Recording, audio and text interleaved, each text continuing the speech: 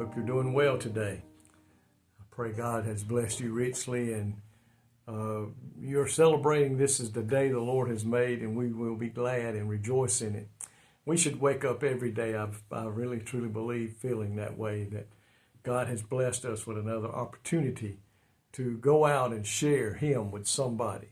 You know, and I know I say that a lot, but my friends, I really truly believe that we're running out of time, that the Lord is soon to come back, and that we must be about His business.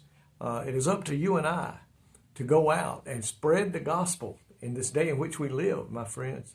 Time is quickly coming to an end.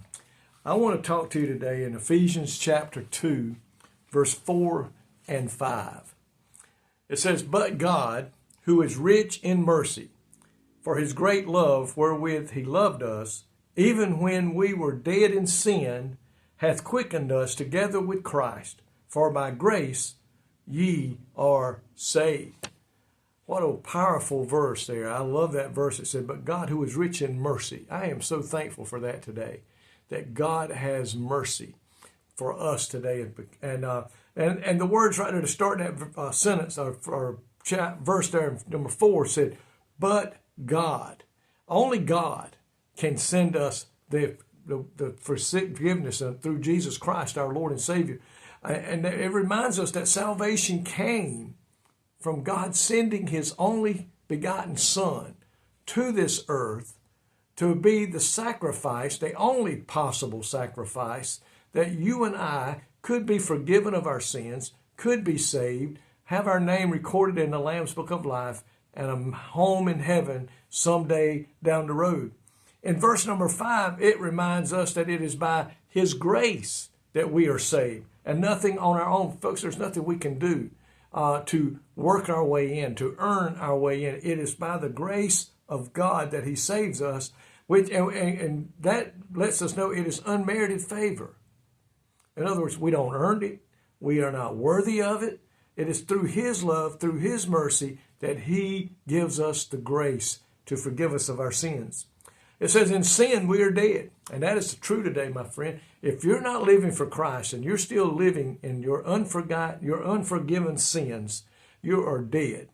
And that's what's going to happen if you continue in the way you're going. When you pass on over to the other side, or you left behind when the rapture takes place, you could be separated permanently from God.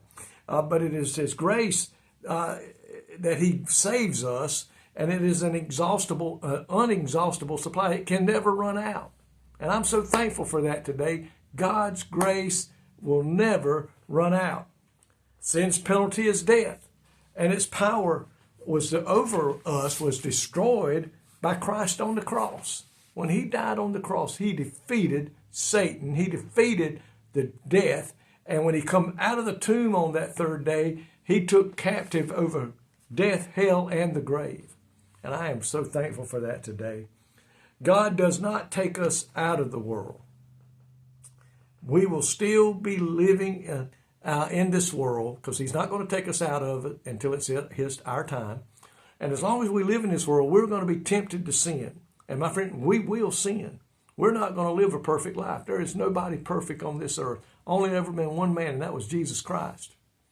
We're going to sin. But I am so thankful that because of His grace, the Bible says we will be forgiven when we come to Him and say, "Lord, I am sorry for what I just said, what I thought, whatever the case may be. Lord, please forgive me." And He said He will. If we will confess, He will forgive us of our sins. Jesus said He was faithful and just to forgive.